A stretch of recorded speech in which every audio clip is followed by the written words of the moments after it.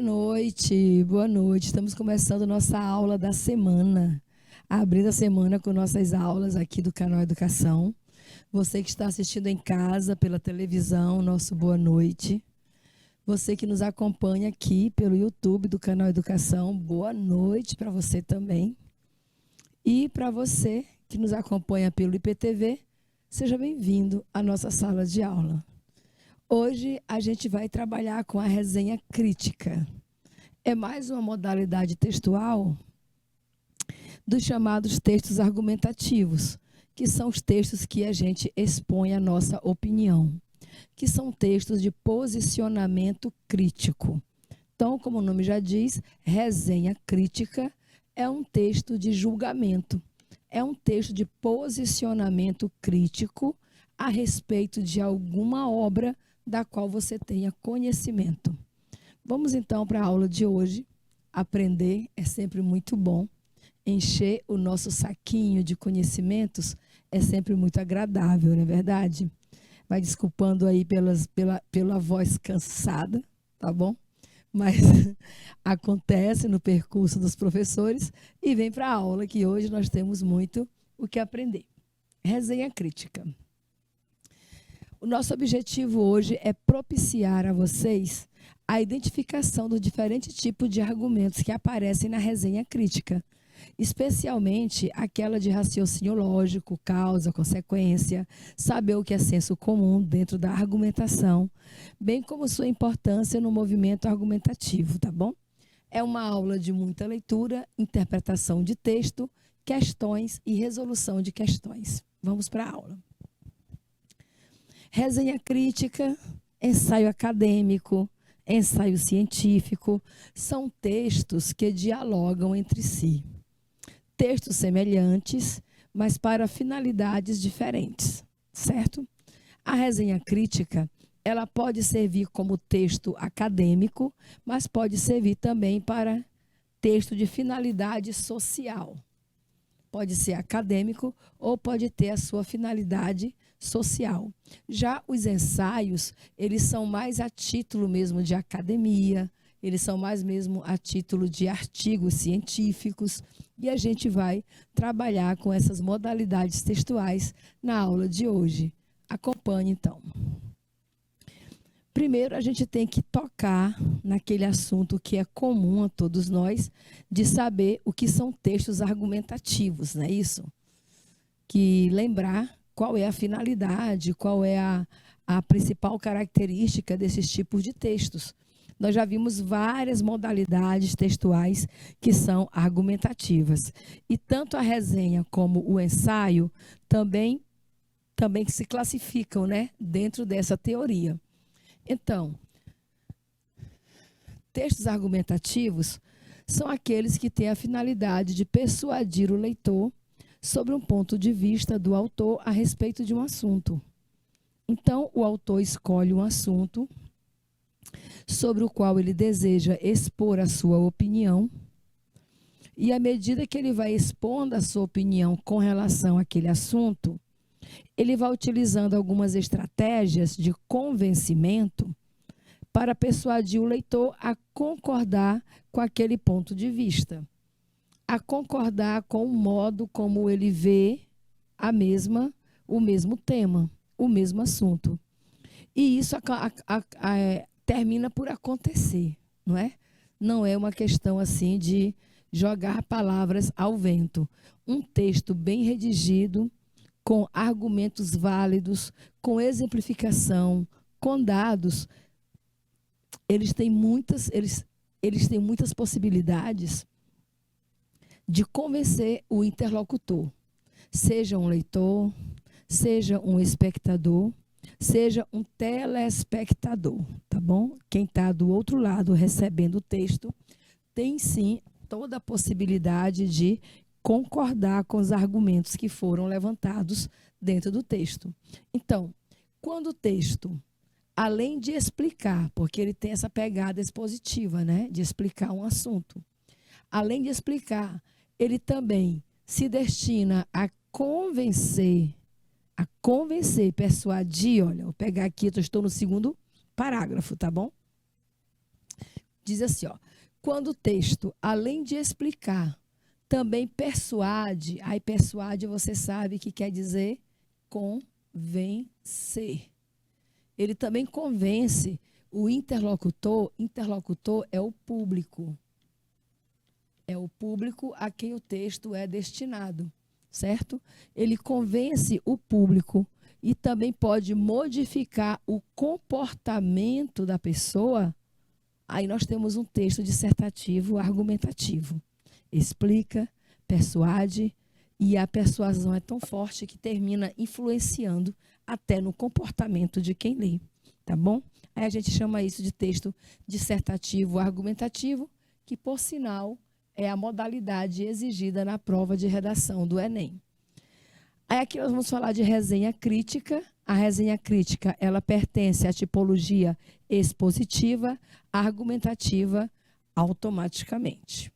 Expositiva, porque apresenta um assunto, traz um conhecimento para o público, traz informações, é cheio de informatividade.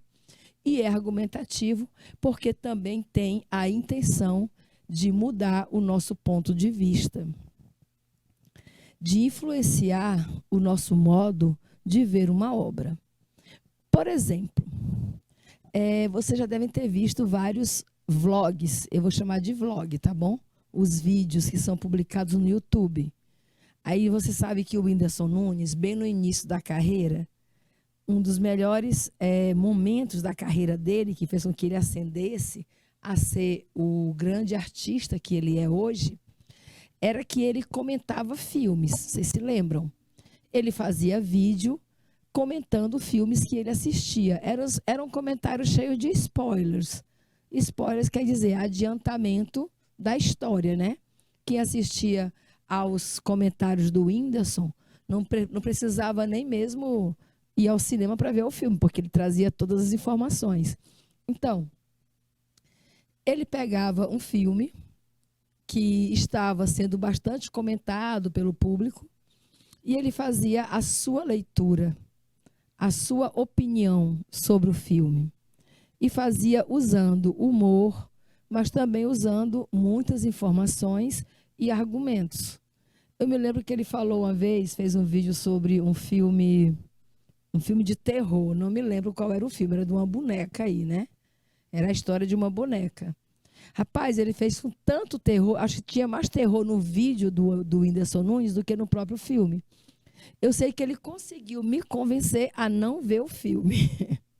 Se a ideia dele era estimular para a gente ir até o cinema, conferir aquela peça artística, né, que é o filme, ele conseguiu o contrário, que eu que já tenho bastante pavor de filmes de terror, acabei me convencendo a não ver o filme. Então, eu me lembro muito dessa resenha que ele fez, tá bom? E essa palavra entre nós é muito conhecida, a palavra resenha, né? Hoje, então, as pessoas usam até em sentidos metafóricos. Ah, eu estou precisando de uma resenha no sentido de diversão, de sair para conversar com os amigos. E a resenha não é exatamente isso. A resenha é um texto informativo, é um texto de opinião e é um texto de convencimento, tá bom? Tem que ter esses 3 pontos aí para ser uma resenha. Tem que falar sobre alguma obra de arte, que pode ser qualquer tipo de obra de arte. Tem que expor, né? Além de apresentar a obra, tem que expor a opinião da pessoa que escreve, e nessa opinião, a pessoa vai tentar convencer você a concordar com aquilo que ele está falando, certo? Aí a gente usa o termo resenha. Podemos passar?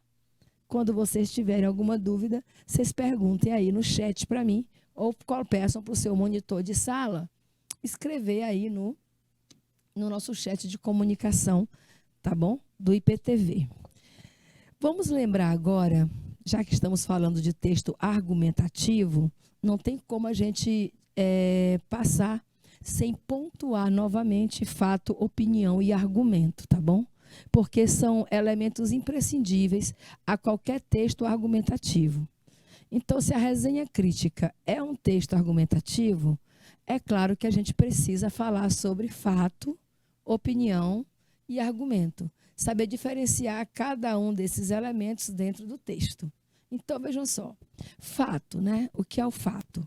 O fato é aquilo que acontece. O fato, ele é imutável, não tem como voltar atrás, não tem como desfazer uma vez que já está feito. É uma afirmação, é um acontecimento verídico. Então, o fato, ele está longe do nosso alcance de poder modificá-lo. Eu não posso mudar o fato. Eu posso entender o fato. Eu posso não entender o fato. Eu posso criticar o fato. Eu posso argumentar sobre ele. Eu posso fazer uma resenha sobre ele. O que eu não posso é modificar, uma vez que ele é um acontecimento verídico, certo? Já a opinião, não. A opinião é o ponto de vista da pessoa. É pessoal. Opinião, cada um tem a sua, né? É o ponto de vista da pessoa. A gente não sabe se uma opinião, se ela é verídica ou não. Não existe uma opinião certa e não existe uma opinião errada. É por isso que quando alguém está dando a sua opinião, a gente não deve dizer, eu discordo, você está errado. A opinião não tem o lado certo e nem o lado errado, tá bom? Existe a opinião da pessoa. O que você pode fazer é dar a sua opinião. Você pode dizer, olha, eu penso de forma contrária. A minha opinião é de que, aí você coloca o modo como você também vê. Agora, dizer que a pessoa está errada na opinião dela, não está. Ninguém está errado na sua opinião. Às vezes a opinião é fraca, não tem argumento, ela não consegue sustentar a opinião, porque toda opinião precisa ser sustentada por argumentos. E os argumentos são embasados nos fatos, e os fatos são verídicos. Então, muitas opiniões são fracas, porque elas não se sustentam, uma vez que elas não estão atreladas a nenhum fato, né? Que são acontecimentos verídicos. E a opinião, geralmente, ela precisa ser forte para que ela se sustente. Então, a gente não tem opinião certa nem errada. A gente tem opiniões fracas e opiniões fortes. As fracas, elas ficam pelo caminho, elas são derrubadas, elas são atropeladas. Já como diz, contra fatos não há argumentos, né? Uma vez que você apresenta fatos, não tem como a pessoa negar que seja aquilo. Então, a gente não diz que a opinião esteja certa ou errada. O que a gente pode dizer é que a opinião se trata daquilo que a pessoa acredita, tá bom? Uma opinião é o ponto de vista, é pelo lado que a pessoa enxerga aquele fato. É sempre com relação a um fato. Acontece um fato e todos nós temos direito de trazermos a nossa opinião. E não necessariamente as outras pessoas são obrigadas a terem a mesma opinião que você tem. Por isso que a gente deve respeitar a opinião alheia, mesmo quando a gente não concorda com elas, tá bom? Então, uma vez explicado que opinião é apenas o ponto de vista da pessoa que fala, da pessoa que se manifesta com relação a um fato, não é isso? Então, a gente não pode dizer que existe certo nem errado, só existe a opinião fraca e a opinião forte. A opinião fraca é aquela que não tem fato em que ela se apoiar, aquela em que os argumentos não são suficientes para sustentar. E a opinião forte, ela vem embasada de argumentos, de provas, certo? E também embasada em um fato acontecido. Mas e o que é o argumento? O argumento é um conjunto de afirmações que a gente usa para convencer alguma pessoa sobre a nossa opinião. Você emite uma opinião e, para sustentar essa opinião, você traz um conjunto de informações que vão embasar aquilo que você está falando. E esse conjunto de informações geralmente você se baseia em fatos que são verídicos, certo? Você não vai criar uma fake news.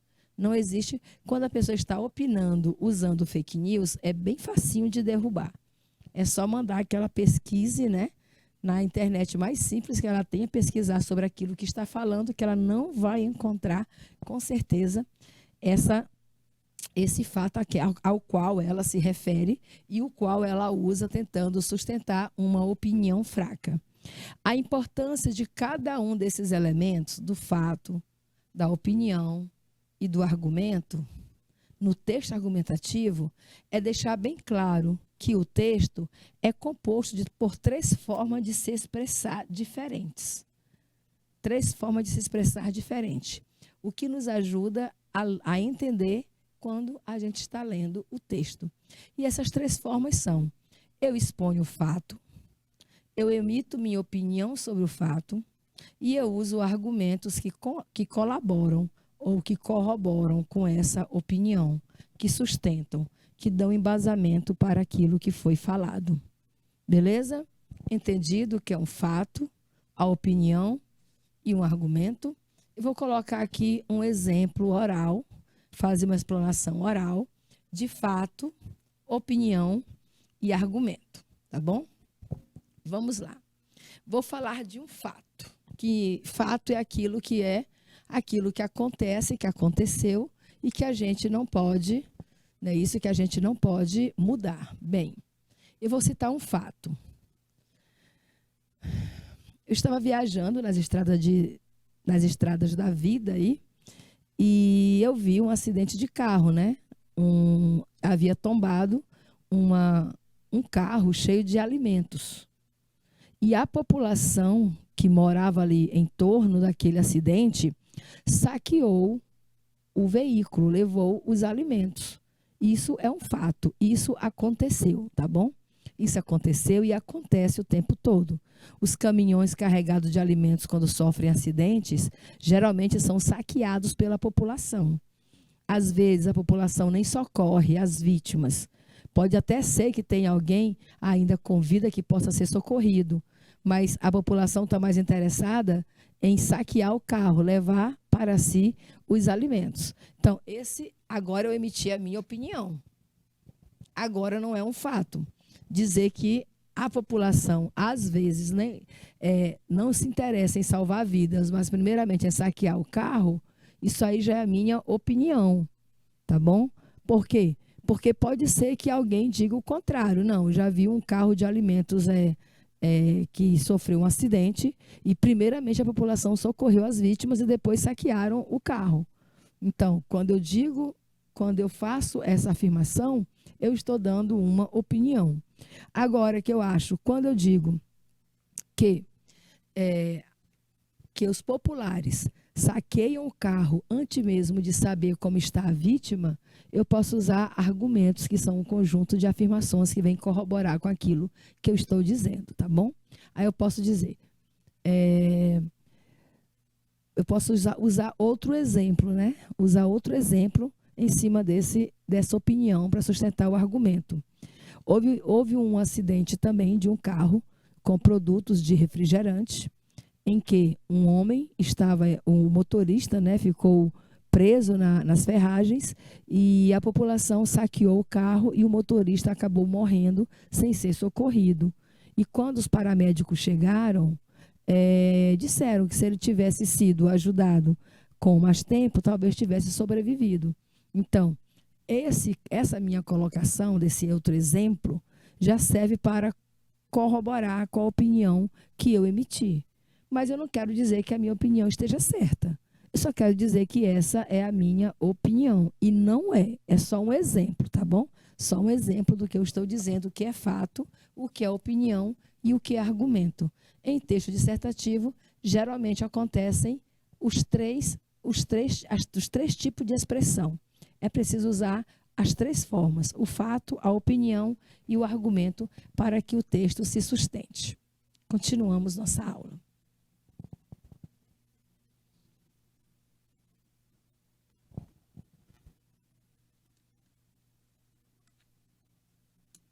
Vamos exercitar o conhecimento sobre fato, opinião e argumento com esse texto aqui de 2019, do Gilberto Diamantstein, tá bom? O texto é sobre cidadania, direito de ter direitos. Cidadania, a vírgula é como se a outra, é para mostrar que a outra expressão é uma explicação do que é cidadania. Cidadania, direito de ter direitos. Aí o Gilberto Diamantstein diz o seguinte: cidadania é o direito de ter uma ideia e poder expressá-la. Isso é cidadania. Você tem uma ideia e você tem a livre expressão do pensamento. Pode expressá-la. É poder votar em quem quiser, sem constrangimento. Isso é cidadania. Não sofrer pressão para fazer um voto. Não vender o seu voto. Não ser convencido por fake news para mudar o seu voto. Não porque você pertence a um grupo de pessoas que votam em X, que você também vota em X. Cidadania é você ser livre para votar em quem quiser, sem constrangimento. Há detalhes que parecem insignificantes, mas revelam estágios de cidadania. Vejam só, existem detalhes, né? Tem detalhes que parecem insignificantes, mas, na verdade, revelam estágios de cidadania. Aí ele vai fazer uma lista desses detalhes, tá bom? Desses detalhes que parecem significantes, mas que, na verdade, demonstram para a gente, revelam os nossos estágios de cidadania. Por exemplo, respeitar o sinal vermelho no trânsito é uma questão de cidadania. Então, se você não respeita sinal vermelho de trânsito, você não está exercendo o seu papel de cidadão. Não jogar papel na rua, papel, lixo, qualquer tipo de lixo, certo? Também fazer isso é também um estágio de cidadania, demonstrar que você é um cidadão consciente. Agora, se você come um pacote de biscoito e depois você pega o resto de material que sobrou e joga no meio da rua, isso é demonstrar que você não sabe exercer a sua cidadania. A nossa cidadania é cuidar do patrimônio público, certo? É respeitar o direito à vida, é respeitar as leis. Então, são pequenas coisas do dia a dia que a gente tem o hábito de fazer ou de ver pessoas fazendo e não entendem que isso é arbitrário, né? É arbitrário ao direito de ser cidadão. E tem gente que faz tudo isso, ainda bate no peito e diz: eu sou um cidadão de bem. É um cidadão de bem que não respeita sinal vermelho, é um cidadão de bem que joga papel na rua, é um cidadão de bem que derruba árvores, que faz queimadas, que provoca incêndio. Isso não é cidadão de bem. Isso é uma pessoa sem consciência. E a pessoa que não tem consciência do seu papel na sociedade, ele não sabe o que é ser cidadão. Ser cidadão também é não destruir telefones públicos e nada que seja público. Como é que você quer dizer que é um cidadão e você vai para a escola pública e quebra a carteira da escola, e risca a parede da escola, e quebra o banheiro da escola? O patrimônio público, gente, tem que ser preservado porque é nosso. A gente, enquanto cidadão, a gente tem que entender que nós temos o dever de zelar por aquilo que é nosso e não saquear e não destruir. Então, quando você faz esse tipo de prática, você termina exercendo um papel contrário ao que você diz estar sendo, né? Então, não há cidadania por trás dessas atitudes. Aí diz assim: por trás desse comportamento, que comportamento, professora? Esse de furar o sinal, de jogar papel na rua, de destruir telefone público, de furar a fila, né? O famoso fura-fila, entre outras pequenas coisas que a gente não dá valor, não dá importância, mas que é sim uma demonstração do nosso papel de cidadania. Ele diz: por trás desse comportamento está o respeito à coisa pública. Exatamente o que eu estava falando para vocês. Não é isso? Quando eu respeito o que é público, então eu sou um cidadão. Foi uma conquista dura. Muita gente lutou e morreu para que tivéssemos o direito de votar. Aí termina aí o texto, né? O trecho que foi selecionado do texto do Gilberto Damastain, que é um sociólogo, um entendedor de comportamento social. A questão é, no trecho, cidadania é o direito de ter uma ideia e poder expressá-la.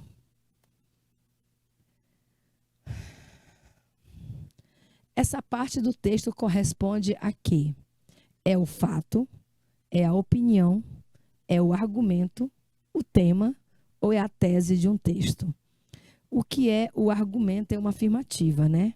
O que é o fato? O fato é aquilo que a gente não pode mudar. É uma coisa que acontece e a gente não pode mudar. Opinião é quando eu digo o que eu penso a respeito de algum assunto, de alguma coisa. Então, se eu digo, ele afirma, cidadania é o direito de ter uma ideia e poder expressá-la. Ponto final. Isso não é opinião. Opinião tem modalizadores, não é? Quando você emite uma opinião, você emite algumas palavras como pode ser, talvez, provavelmente. Aí você está modalizando. Mas se eu digo que cidadania é o direito de ter uma ideia e poder expressá-la, eu estou colocando um fato. Tanto que se você pesquisar na internet o que é cidadania, você vai encontrar essas palavras. Que cidadania é o direito de ter uma ideia e de poder expressá-la livremente. Eu sou cidadão quando eu tenho o direito de me expressar, quando eu tenho o direito de votar em quem eu quero, quando eu tenho a obrigação, porque o cidadão ele não tem só direito, não. O problema é que as pessoas só se veem o direito. Nós temos direitos e temos obrigações também, né? Aí ninguém vê as nossas obrigações, só vê os direitos. Nós temos direitos, deveres e obrigações. Pesquisem direitos, deveres e obrigação do cidadão. Aí você vai ver que o cidadão também tem o dever de respeitar as leis de trânsito, tem o dever de cuidar do patrimônio público. Uma vez que ele não cumpre com os deveres, ele também está se desfazendo dos seus direitos, tá bom? Então, essa parte do texto expressa o fato sobre o qual o autor está dissertando, né? Sobre o qual ele está opinando. Vamos ver ainda o mesmo texto. O trecho que indica uma opinião com relação à cidadania. Tem um trecho aí em que ele emite uma opinião com relação à cidadania. Como eu falei, procure os modalizadores. Letra A. Ele diz que sobre cidadania, tá bom? Uma opinião. É o direito de ter uma ideia e poder expressá-la. Isso aqui é o fato. É aquilo que não muda. A gente já viu. É poder votar em quem quiser. Revela um estágio de cidadania. Foi uma conquista dura. Olha esse modalizador aqui, olha, o adjetivo. Geralmente, quando você está diante de fatos, nos fatos você usa advérbios, adjetivos, ou mesmo alguns verbos modalizadores, né? Que são verbos que são, como é que a gente chama? Verbos de elocução. Então, quando eu digo foi uma conquista dura, o que foi uma conquista dura? O direito de votar. Foi uma conquista dura. Muita gente lutou e morreu para que tivéssemos o direito de votar. Olha, outro modalizador que ele utilizou ali no último período, né? Quando ele diz muita gente lutou e morreu para que tivéssemos o direito de votar. Ele usa o advérbio para modalizar aí o lutou. Muita gente, muita, mas não diz a quantidade, não é isso? Não usa dados. Quando ele usa dados, tantas pessoas morreram, aí seria fato. Mas quando ele fala muita gente, todo mundo, essas expressões mostram opiniões, são modalizadores, porque eu não posso dizer, olha, todo mundo defende o direito dos animais. Como é que eu posso saber que todo mundo defende?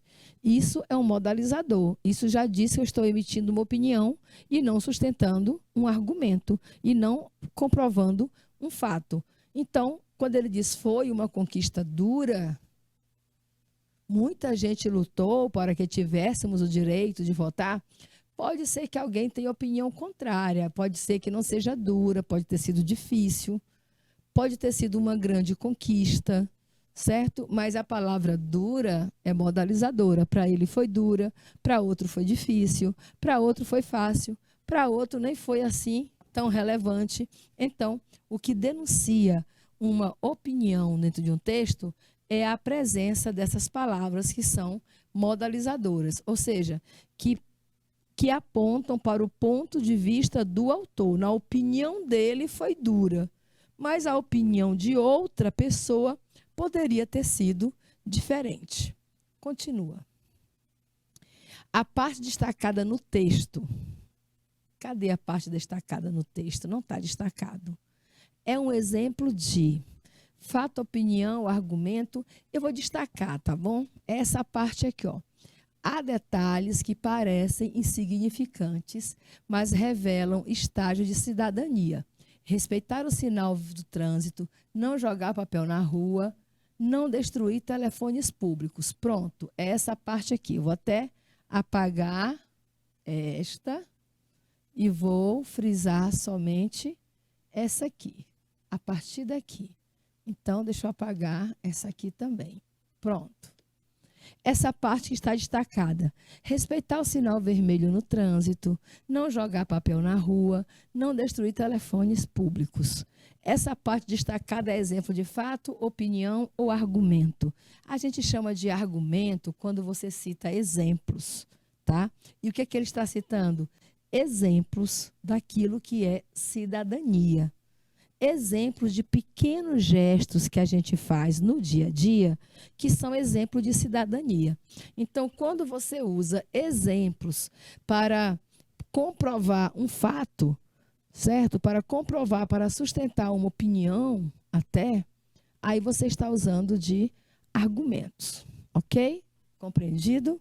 Então, o argumento é sempre explicações, é sempre exemplificações, é sempre a citação da fala de uma autoridade para poder sustentar a opinião que você está emitindo.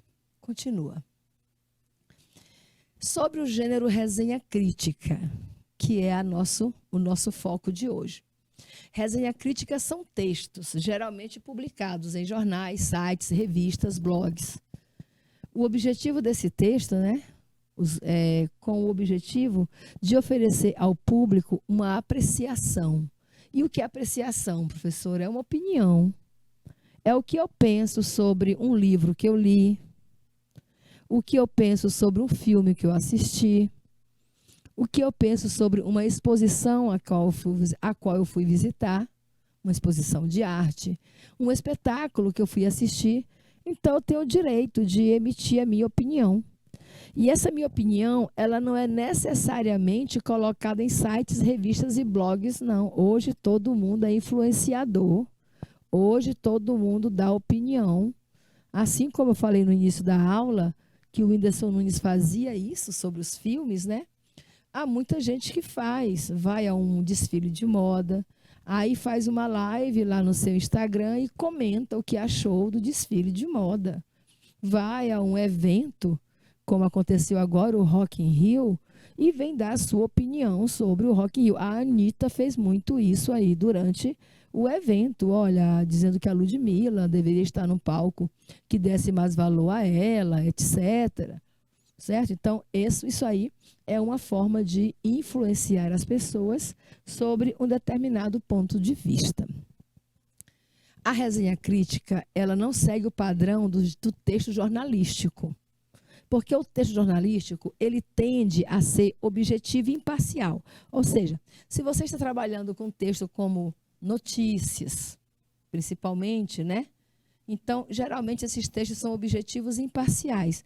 Ou seja, a pessoa que escreve uma notícia, ela só está ali para reportar o que está acontecendo e não para emitir a opinião do que ela pensa sobre aquele fato.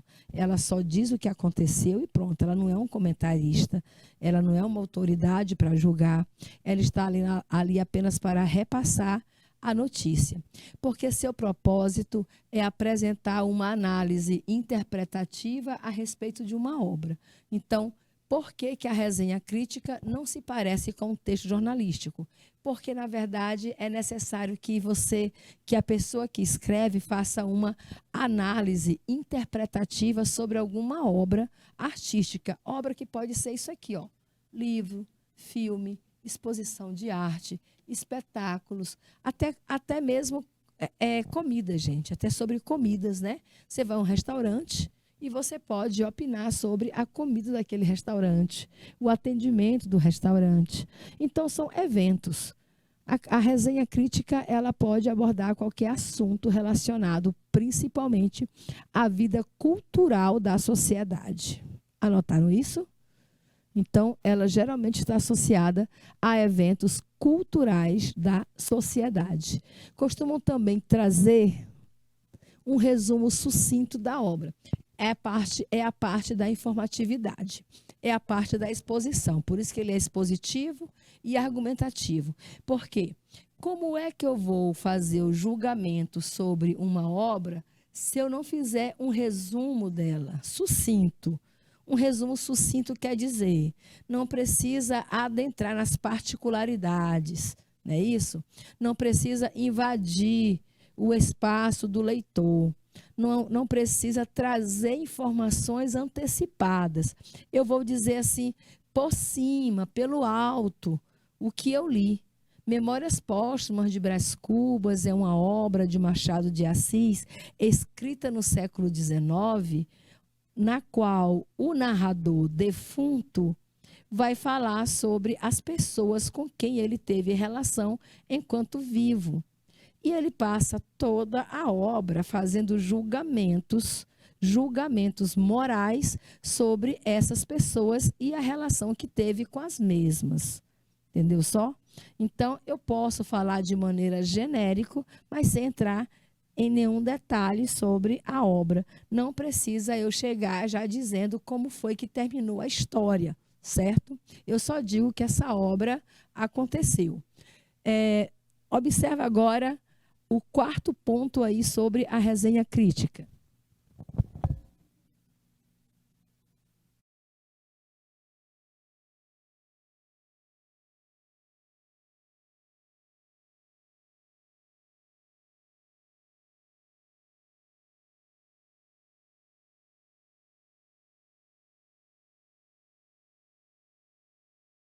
Nesse quarto propósito aí sobre a resenha crítica, diz que é um gênero que possua finalidade apreciativa. Professor, e o que é finalidade apreciativa? É julgamento, meu bem. Tudo que é apreciativo quer dizer que você é um avaliador, você é influenciador. É o julgamento. Quando você escreve uma resenha, você quer, na verdade, convencer alguém sobre o teu ponto de vista. Se você gostou ou se você não gostou da obra. Isso aconteceu, eu tenho um exemplo muito clássico disso, que foi o texto que o Monteiro Lobato escreveu sobre uma exposição de arte a qual ele foi, certo? Em 1917. Era a exposição de arte da pintora Anita Malfatti. Gente, durante o evento, a Anita conseguiu deixar todos os quadros dela reservados à venda, porque é assim que acontece na exposição, né? A pessoa compra o quadro, reserva, e quando finalizar a exposição, a pessoa recebe a obra em casa. Então, o Monteiro Lobato foi lá, olhou os quadros da Anita e no dia seguinte escreveu um texto chamado Paranoia ou Mistificação.